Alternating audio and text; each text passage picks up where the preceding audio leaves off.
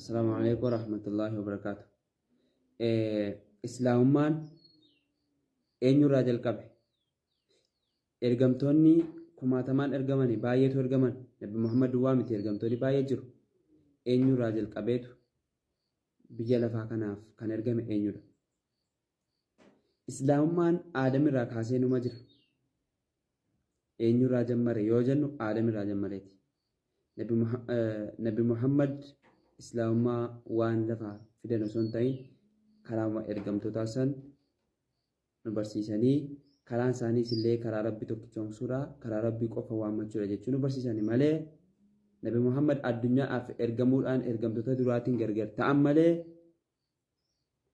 islaamummaan Nabi Muhammad irraa hin jammarre. Aadamirraa kaasee islaamummaan numa jira. Aadam fakkeenyaaf islaama ta'uu, muslima ta'uu, amantaan isaa amantaa islaamaa ta'uu qabxii lamaan mee ilaalu. Qabxii lamaan sun tokkoffaa rabbi gaafa isa uumee ka'u maleekota tattaajiranidha isa fidee jara kanaan assalaamu alaikum jedhiin jedheen. Jennaan dhaqee Aadam alayhi salaam abbaan keenya jalqabaa sun assalaamu alaikumii jedheen. Jennaan wa alayka assalaam wa rahmatullah. Siras nageenyi rabbi rahmanni rabbi haa jiraatu jedhanii fi deebisaniif. Aadamiif abbaa keenya jalqabaa isa rabbiin biyyoo irraa uumee irraa hawaa khallaqee irraa nu khallaqe kana jechuudha. Jennaan rabbi maal jedheen? Haadha tahiyyatuka wa tahiyyatu dhurriyyatika. Salaamtaan kun kabajaati ittiin nama kabaju, kabajaa ilmaan keellee ittiin wal kabajaniidhaatii qabadhu jedheen.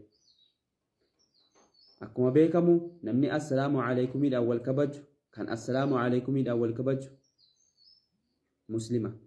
Amantaa kam keessa immoo jira? Amantaa islaamaa keessa jira.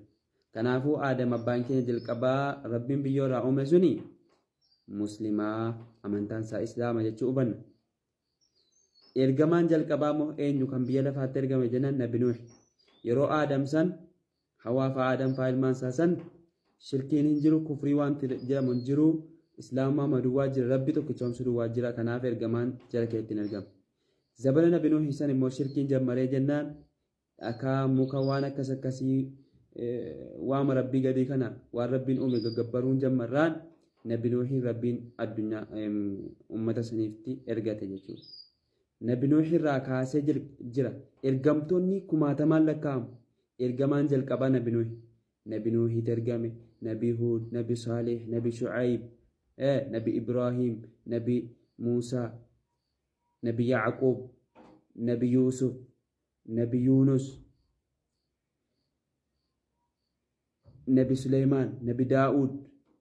Kun ergamtoota maqaa dhoofnee illee fixuu hin dandeenyu. Ergamtoota baay'ee jiru. Kan quraana keessatti dubbataman immoo beekamoon 25tu jiru.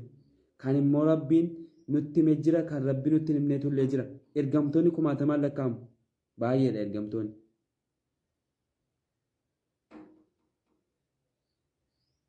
Nabi Ciisaa Yesuus Kiristoos kan jedhamu illee ergamaadha. Nabi Muusaa immoo Yesuus Kiristoos dura jira. Jarri kun hundinuu ergamtoonni kun hunduu tokkichummaa rabbii barsiisaa turan. Karaan jannata nama geessu, karaan najaa nama baasu ibiddarraa, karaa islaamumaati, karaa rabbii tokkichoomsuuti jechuun barsiisuudhaaf ergaman ergamtoonni kun hunduu. Jararraa ergamaan jalqabaa eenyudha? Nabi Nuuh. Ergamaan xumuraa immoo eenyu jennaan Nabi Muhammad sallallahu alayhi wa sallam. Isaaniin ergamummaan goolabame. Nabi Muhammad addunyaa kana guutuudhaaf ergaman. Dawaa dhibee kufrii, dawaa dhibee waldhaalummaa ta'anii rabbiin akkas isaan godhee goobana addunyaa kanaa isaan godhee rabbiin akkuma aduun tokkichi addunyaa kanaaf ifee addunyaa kana fayyadu Nabi Muhammad alayhi salaatu wassalaam addunyaa kana akka fayyadaniif addunyaa kanaaf rahmata ta'anii ergaman. Kanaafuu ergamtoonni hunduu ummata ofii duwwaatti ergaman.